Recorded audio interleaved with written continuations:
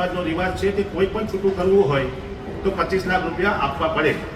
માતા પિતાએ આજીજી કરતા એ લોકોએ ઘરની બહાર કાઢી મૂક્યા અને 4 વાગે ત્યાંથી રિટર્ન આવતા એ લોકોએ એવું કીધું કે હવે તમે તમારી દીકરીને તમે ભૂલી જજો, જો તમે પૈસા નહીં આપો તો તમારી દીકરીના અંશો પણ તમને મળશે નહીં. નમસ્કાર, જય ભારત. વાત કરી રહ્યા હતા પાટીદાર સમાજના આગેવાન દિનેશ બાંભણિયા. તેઓ જેની વિશે વાત કરી રહ્યા હતા તેના પર ટૂંકમાં માહિતી આપું તો લસુંદરા ગામની આ બનાવ છે. પાટીદાર સમાજની એક દીકરી રબારી સમાજના યુવક સાથે પ્રેમ લગ્ન કરે છે, ભાગી જાય છે અને ત્યારબાદ પાટીદાર સમાજ અને તેનો પરિવાર સામે આવે છે અને કહે છે કે અમારી દીકરી પાછી આપો, કારણ કે રબારી સમાજના આગેવાનો ચૌધરી સમાજમાં ગયેલી તેમની દીકરીને પરત લઈ આવ્યા હતા. આ બનાવને અત્યારે 15 દિવસ થયા છે, પણ ત્યાર સુધીમાં પાટીદાર સમાજની દીકરી જે છે તે હજી સુધી તેમને પરત મળી નથી. તેવામાં આ પાટીદાર સમાજના આગેવાનો અને તે દીકરીની માતા છે તેમણે આજે મહત્વની પ્રેસ કોન્ફરન્સ કરી હતી અને સામે ખૂબ મોટા ખુલાસાઓ કર્યા છે. જો તેમની આશંકા છે, તેમના જે આરોપ છે તે સત્ય બનશે તો ખૂબ મોટી ઘટના ગુજરાતમાં બનવાની છે. તેમણે જે આરોપ લગાડ્યા તે તો એવા છે કે આ રબારી સમાજનો પરિવાર છે, તેમણે 25 લાખ રૂપિયા માંગ્યા છે જો તમને તમારી દીકરી પાછી જોતી હોય તો.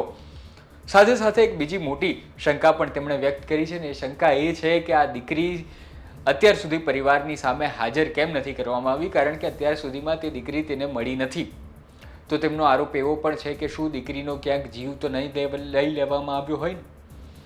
અત્યાર સુધી આરોપો છે અને તે સાબિત નથી થયા, પણ જો આ સાબિત થાય તો ખૂબ મોટી ઘટના આપણા ગુજરાતની સામે ઊભી રહેવાની છે. પાટીદાર આગેવાનો અત્યારે ખૂબ જ ગંભીર છે આ બનાવને લઈને ને તેમણે શું કહ્યું તે સાંભળીએ અને સાથે પરિવારની દીકરીની જે માતા છે તેમણે શું કહ્યું તે પણ સાંભળીએ. ઘટના બની એને લઈને આજે પ્રેસનો વિષય છે. અમારા એસપીટીના અધ્યક્ષ ગૌરવભાઈની અધ્યક્ષતામાં આખી દીકરીને પાછી લાવવા માટેની જે મુવમેન્ટ થઈ અને એનું અપડેટ આપવા માટે અમે આજે આપણી સામે આવ્યા છે. આ ઘટનામાં અમો લોકો દીકરીના મમ્મીને મળ્યા પછી, એના પરિવારને મળ્યા પછી અમારી સામે સ્પષ્ટ આવ્યું છે કે દીકરી સાથે ખૂબ જ મોટી છેતરપિંડી થઈ છે. દીકરીની ઉંમર 18 વર્ષ છે અને જ્યારે બગાડનાર વ્યક્તિની ઉંમર 32 વર્ષ છે.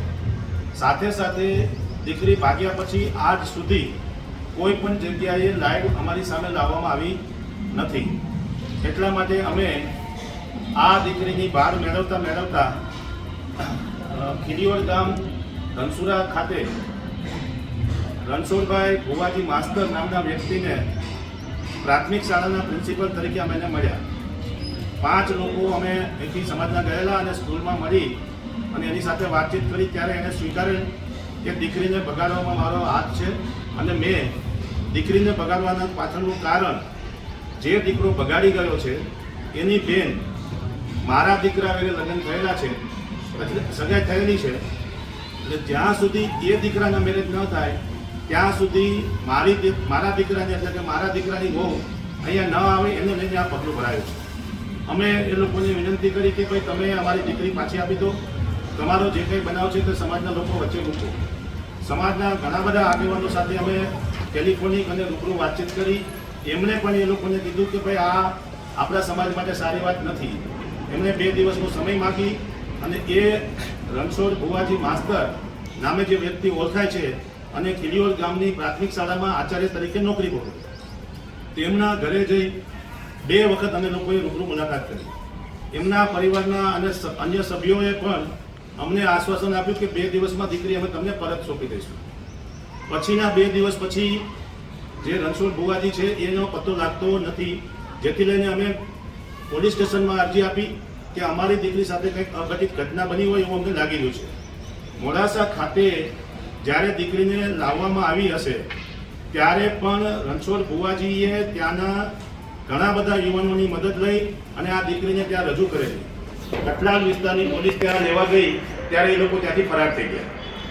અમને એવી શંકા હતી કે આ દીકરીને કંઈક દબાણપૂર્વક લગ્ન કરવામાં આવ્યા છે અને દીકરી સાથે અઘટિત ઘટના ન બને એટલે ગઈકાલે બપોરે દીકરીના મમ્મી અને એમના આંટી બંને આ રણછોડ ભુવાજીની ઘરે ગયા ત્યારે રણછોડ ભુવાજીના ભાઈ રામજી રબારીએ દીકરીને જોતી હોય તો અમારા સમાજમાં રિવાજ છે કે છૂટું કરવાના 25 લાખ રૂપિયા તમારે આપવા પડશે. આ શબ્દના લીધે એમની માતાએ ના પાડી કે ભાઈ અમારી પાસે એવી કોઈ વ્યવસ્થા નથી, કરગર્યા, ઘણી બધી વાર એની સાથે વાતચીતો કરી, છતાં પણ એમ લોકો એક જ વાત કરી કે અમારા સમાજનો રિવાજ છે કે કોઈ પણ છૂટું કરવું હોય તો 25 લાખ રૂપિયા આપવા પડે.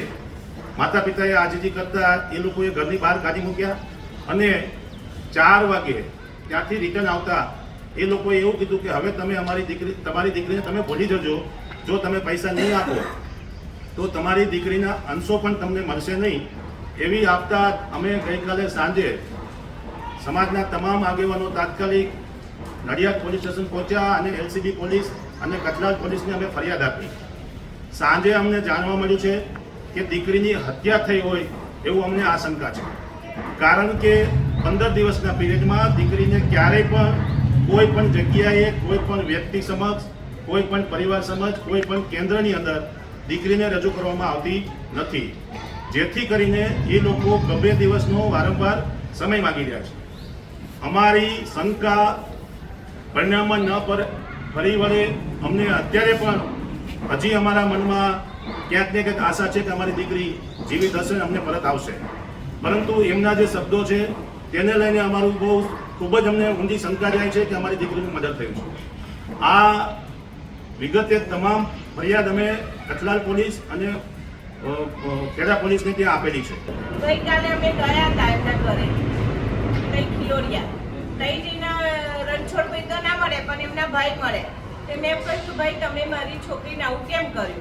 તો કે હવે તમારે છૂટું કરવું હોય તો અમારા સમાજમાં તો 25 લાખ આલવા પડે. મેં કહ્યું એવી તો અમારી પરિસ્થિતિ થોડી હોય, અમે થોડા તમારા સમાજના છીએ તેવું બધું હોય. મેં તમે મારી દીકરી મને આપી દો. તો કે 2 દિવસ એવું ના ચાલે સાહેબ, એવાય જર્ની ખોવાય ત્યાંની 2 દિવસ એવું તો હોતું હશે સાહેબ.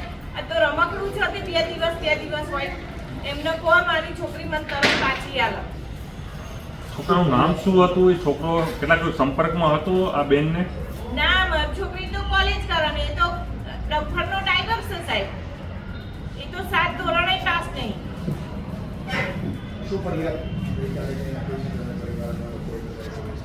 અમને તો એવી શંકા છે કે આ જૂનની પછી કોઈ દિવસ અમને એવું ખબર જ નહીં આવી કશું એટલે મારી છોકરી કંઈ અસામાજિક તત્વ થયું હોય તો શી ખબર.